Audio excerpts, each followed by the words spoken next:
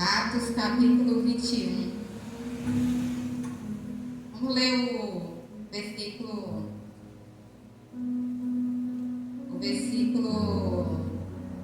3 e o 4. Amém? Pedi ao pastor Márcio para fazer essa leitura aí para mim, em nome de Jesus.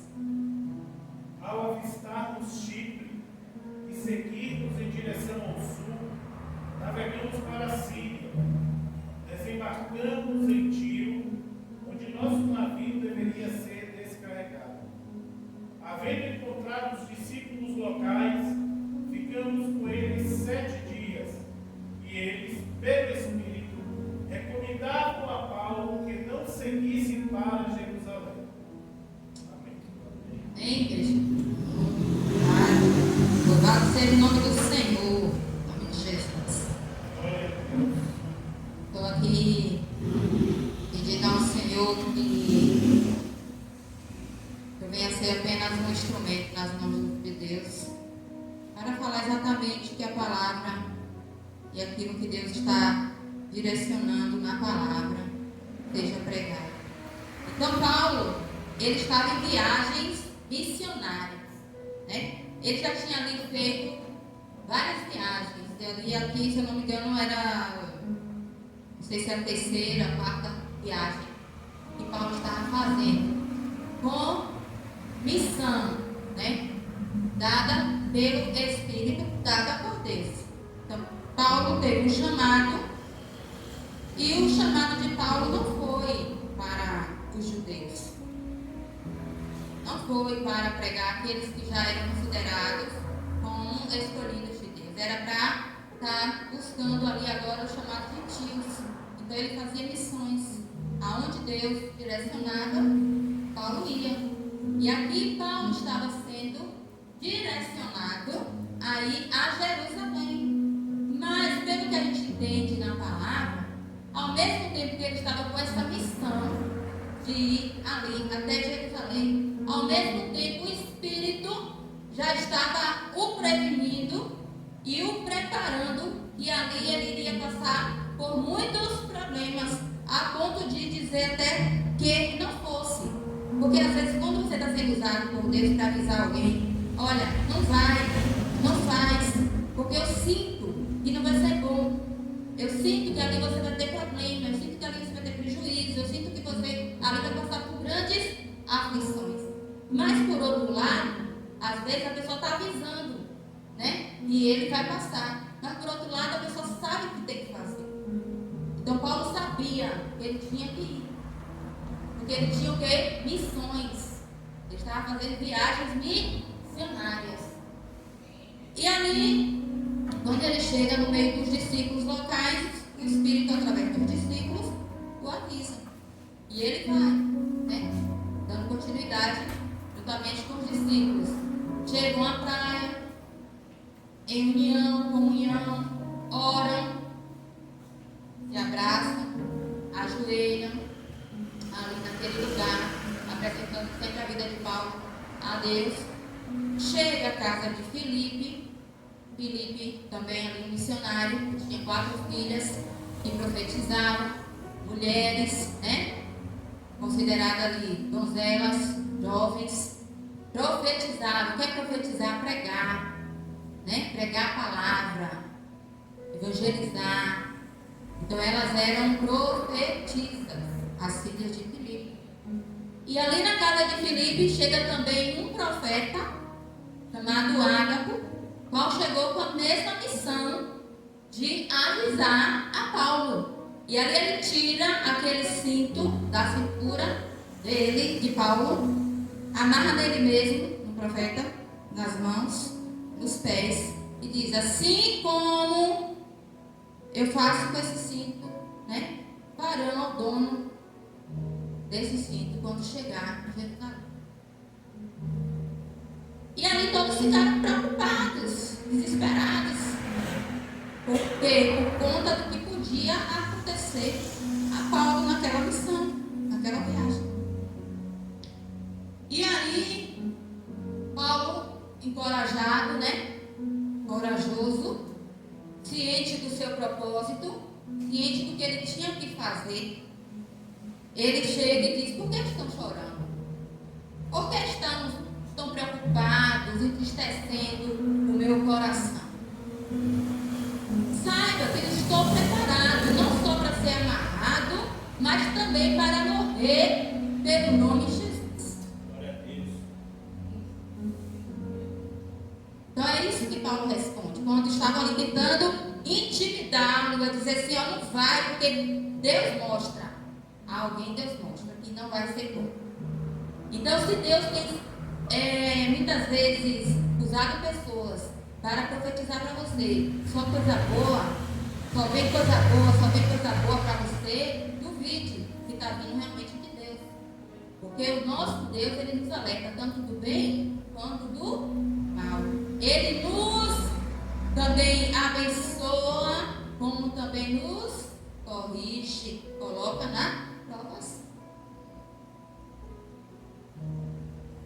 Mas eu sinto assim que quando a gente tem dentro de nós uma convicção, sabe? Porque primeiramente Deus fala conosco.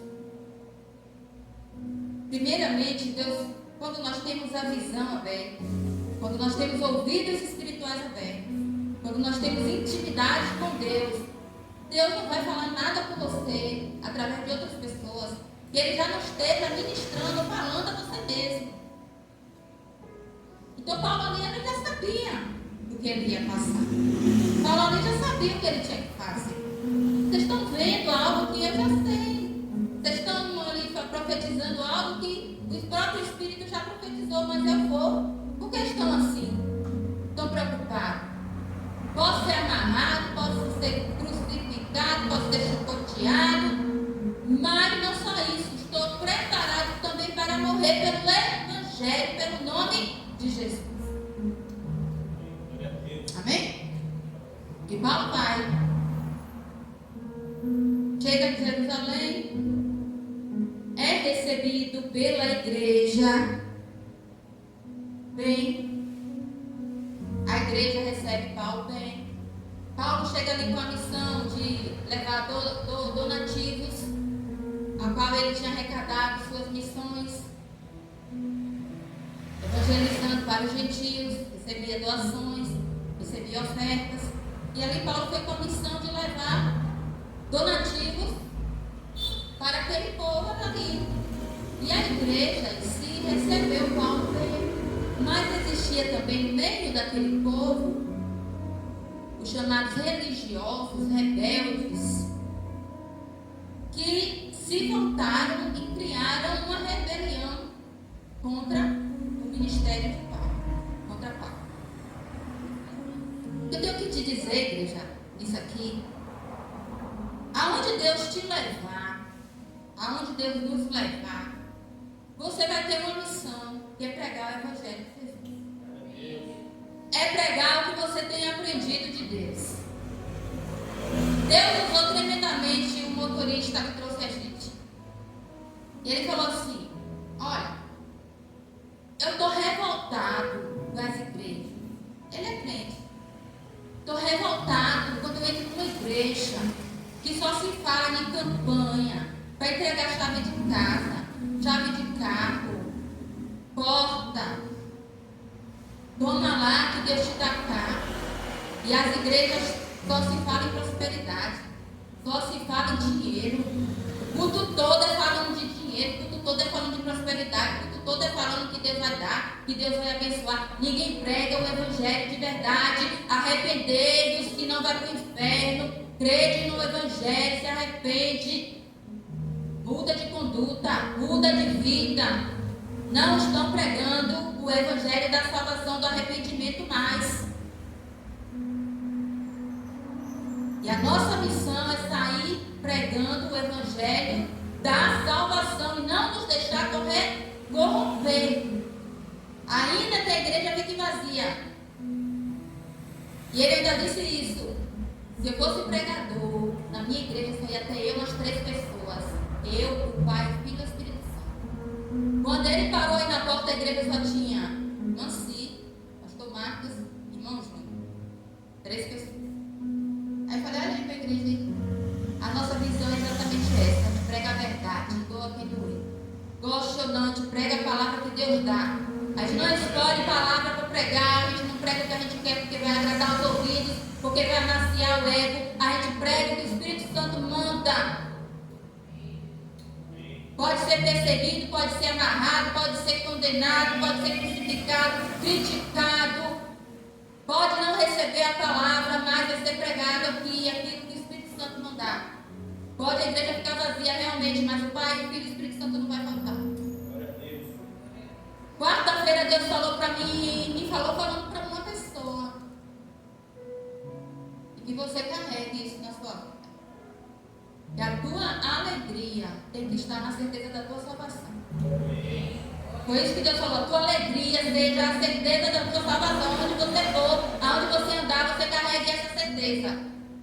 Não se deixe corromper, não se deixe contaminar, não se deixe negar o nome de Jesus por causa de atitudes, por causa de bens materiais, porque os bens materiais vão ficar, as riquezas vão ficar, mas a nossa alma, ela tem que ter um destino que é o céu. Tem que saber para onde vamos, da onde viemos, da onde Deus nos tirou e qual é o caminho que nós temos que seguir e aonde queremos chegar. E Deus falou isso comigo claramente. Quando chegou aqui, a palavra foi sobre a salvação, pregada pelo Diácono Júnior.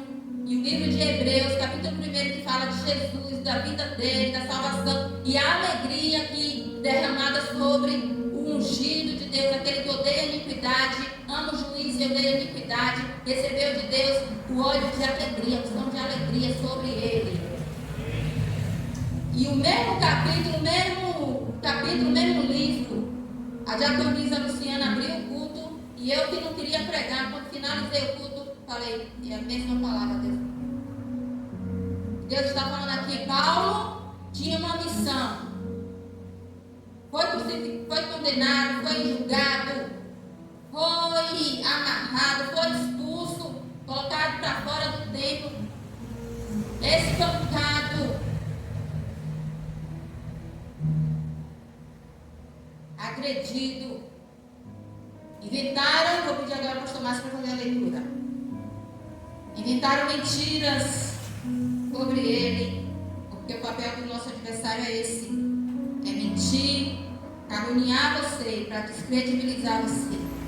Então, o livro de Atos, capítulo 38 e 39, eu pedi para o pastor Márcio essa leitura. Atos mesmo, que a gente lê 21, só que o versículo 38 e o versículo 39.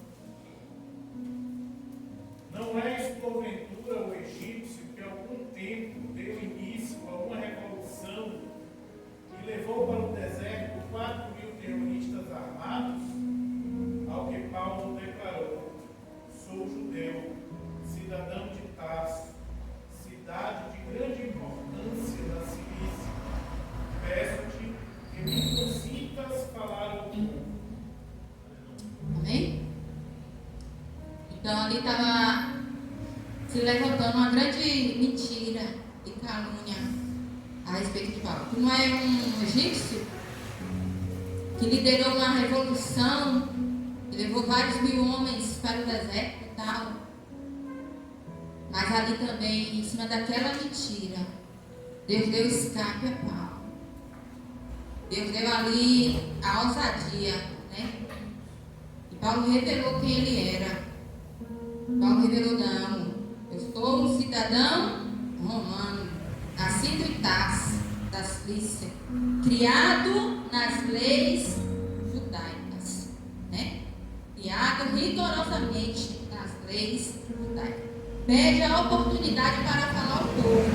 E por conta dessa declaração que ele fez, recebeu a oportunidade de falar. E a palavra diz que Paulo se colocou de pé e começou a contar o seu testemunho. Então você tem que se colocar de pé no meio da dificuldade, no meio das adversidades, no meio da tribulação, onde muitos querem te ofuscar, te oprimir, te calar, te matar, porque queria matar Paulo. Você tem que abrir a sua boca, não deixar o inferno te oprimir, te calar e falar aquilo que Deus colocou na tua boca para falar. E declarar aquilo que Deus colocou na tua boca para falar. O que você viveu, quais são as suas experiências com Deus, o que você aprendeu neste caminho, o que você conhece da palavra de Deus, qual é o evangelho que você tem que pregar, o que é que você tem Ele disse: ide por todo mundo e pregar o evangelho. Quem crê e for batizado será salvo. Quem não crê já está condenado e pronto. Quem crê será salvo. Quem não crê será condenado. Não tem meio termo. Só há salvação por intermédio de Cristo Jesus. Eu não vou estar procurando palavras que amaciam, palavras que agradam para pregar, que vai soar bonito, que vai sair suave nos ouvidos de quem está ouvindo. Não, arrependei-vos e crede no Evangelho, porque só há um caminho. Jesus é o caminho, a verdade e a vida. Quem crê nele, ninguém vai ao Pai a não ser por intermédio dele. Só existe um caminho, que é Jesus. Pode tentar 1001 caminho, é santo não sei o que, santo de não sei de onde, meio mundo de caminho aí, o povo vai ter inventado. Mas a própria palavra de Deus diz, e o próprio Filho dele declarou que só há um caminho para chegar até Deus, que é o próprio Senhor Jesus Cristo. E Paulo começa a contar o seu testemunho. Eu também já fui perseguidor, como ele estava sendo perseguido. Eu também já persegui. Eu também já prendi. Eu também já lancei na prisão. Eu também já andei prendendo homens e mulheres acorrentados. E ele estava ali, sabia que ele estava também colhendo o que ele tinha plantado lá atrás. Porque Deus perdoa. Quando Deus chamou Paulo, Deus falou que os pecados serão perdoados. Deus nos perdoa. Mas a colheita não podemos escapar. E o que nós colhemos amanhã é o que nós plantamos ontem. E Paulo sabia que ele estava colhendo, então por isso ele sabia que ele ia ter que enfrentar tudo aquilo ali. Porque ele já tinha feito aquilo ali com outras pessoas. Já tinha lançado pessoas na prisão. Você preso, vou. Você amarrado, vou. Também já amarrei. Você preso, também já prendi. Você acorrentado, também já acorrentei. E agora eu vou passar por aquilo que eu fiz outras pessoas passar. Porque a lei de Deus é essa. O Senhor perdoa. O Senhor está sempre disposto a nos perdoar. Mas aquilo que semeamos, aquilo que nós semeamos, aquilo que nós vamos colher. Então, quando eu abro o meu entendimento e que eu vejo que a colheita do que eu estou colhendo hoje é justamente aquilo que eu plantei lá atrás, eu começo a plantar coisas novas. Eu começo a plantar coisas diferentes. Eu começo a plantar aquilo que eu desejaria de colher, estar colhendo. E aí, é aquele tempo de prova que a gente às vezes não entende, que a gente às vezes não sabe, a gente fica meio assim, tordoado. Mas Deus falou uma coisa e eu estou passando outra. Eu já passei por isso. Receber promessa de Deus tão maravilhosa e de repente vem uma enxurrada de problemas, porque a colheita, antes da bênção, antes da promessa chegar, ela é certa. Antes de eu chegar na promessa, eu vou ter que colher aquilo que eu plantei. E aí, eu começo a plantar aquilo que eu desejo colher, porque agora eu tenho entendimento. As escamas dos meus olhos caíram, como caíram dos olhos de Paulo, que antes eu era cega. Eu achava que eu sabia, eu achava que eu entendia, mas quando as escamas dos meus olhos caíram, então agora eu estou entendendo o que está acontecendo. Então Paulo já entendia o que ele falava assim.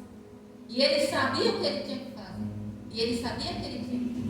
Mas só que eu te digo uma coisa, Deus envia, Deus manda, mas Ele não te deixa só.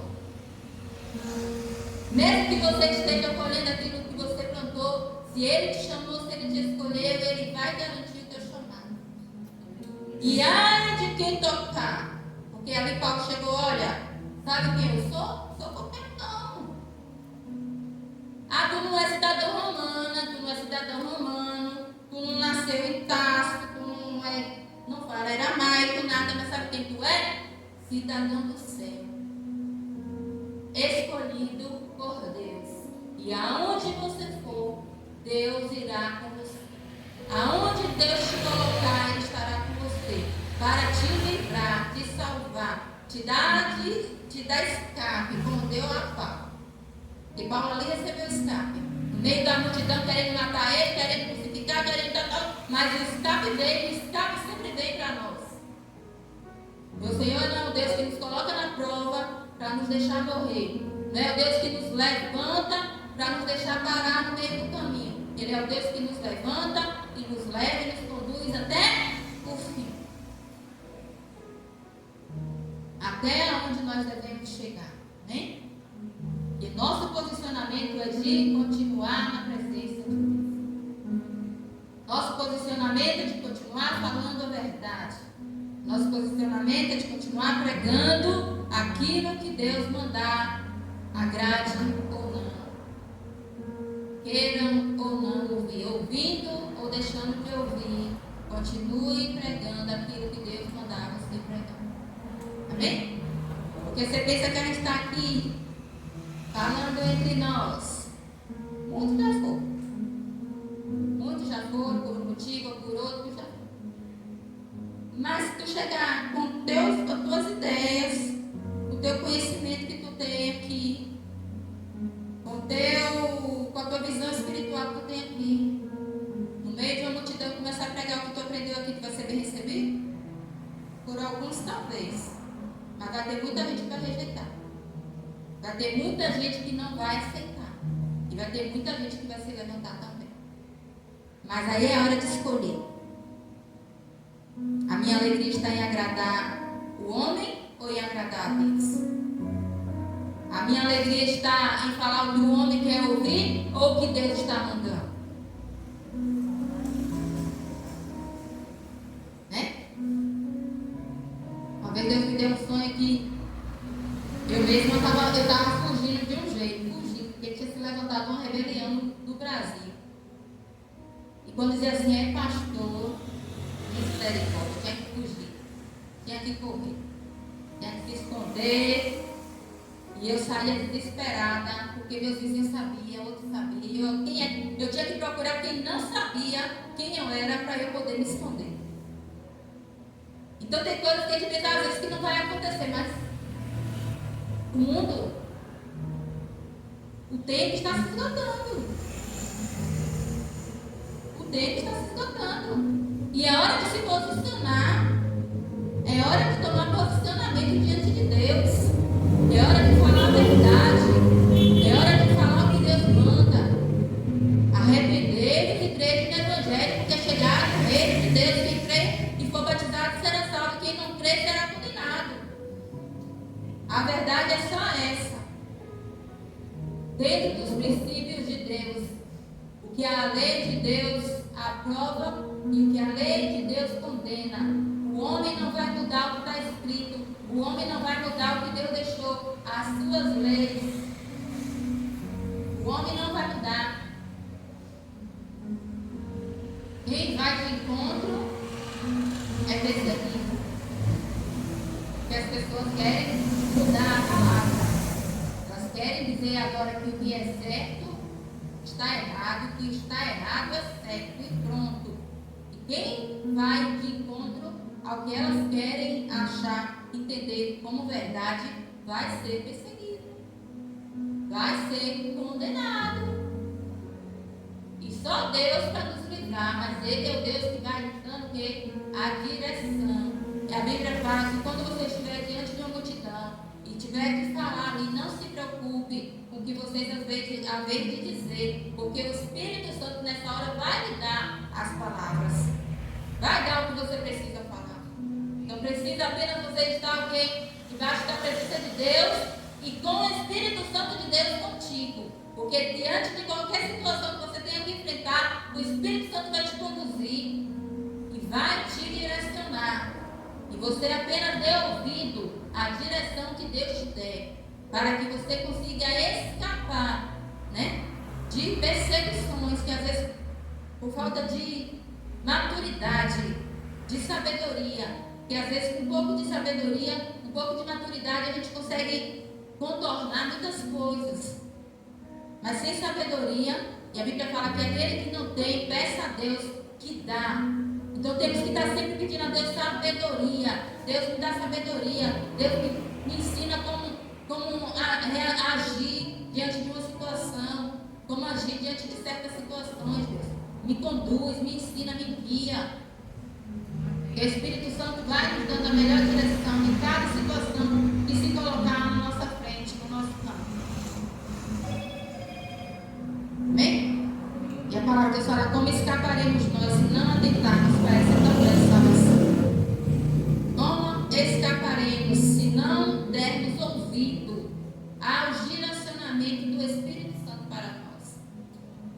Se a gente não estiver ali debaixo da visão, debaixo do direcionamento de Deus, cada dia a Bíblia fala que nós, que é nascido do Espírito, é guiado pelo Espírito e o Espírito sopra na direção que deve ir.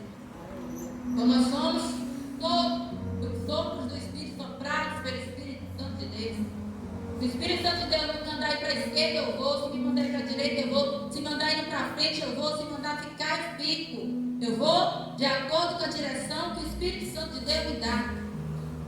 Agora, se eu tomo atitudes da minha própria vontade, aí já não é mais responsabilidade de Deus. Aí já não é mais com Ele, mas se Ele manda, assim como mandou Paulo, e ali Paulo passou por tudo que tinha que passar, mas recebeu o livramento, recebeu o escape. Na hora que estava para ser chicoteado, preso e morto, ele falou assim: é certo você chicotear um cidadão romano que nem sequer julgado foi, e aí ficaram com medo, e aí recuaram, e aí não tocaram, Paulo. Deus vai te dar o escape. Deus vai te dar na hora a palavra certa para te dar o escape e o livramento diante de toda e qualquer situação que você tiver que enfrentar. E não tenha medo, amém? Não temas. Antes, não estou aqui pregando para te meter medo. Estou te pregando para que você seja encorajado diante de qualquer situação de fazer aquilo que Deus mandou você fazer e não se corrompa. E não passe agora a pregar, falar aquilo que agrada a todo mundo, porque assim eu vou ser amado, eu vou ser bem visto, eu vou ser aplaudido, as pessoas vão me querer, vão gostar de mim, porque agora eu falo só o que agrada. Porque tem muita gente aí que já está fazendo assim, arrastando multidão, mas está levando para onde essa multidão? Porque naquele tempo a igreja era, aqui no texto fala que algumas dezenas de milhares de pessoas. Algumas dezenas de milhares de pessoas. Quando eu preguei aqui sobre o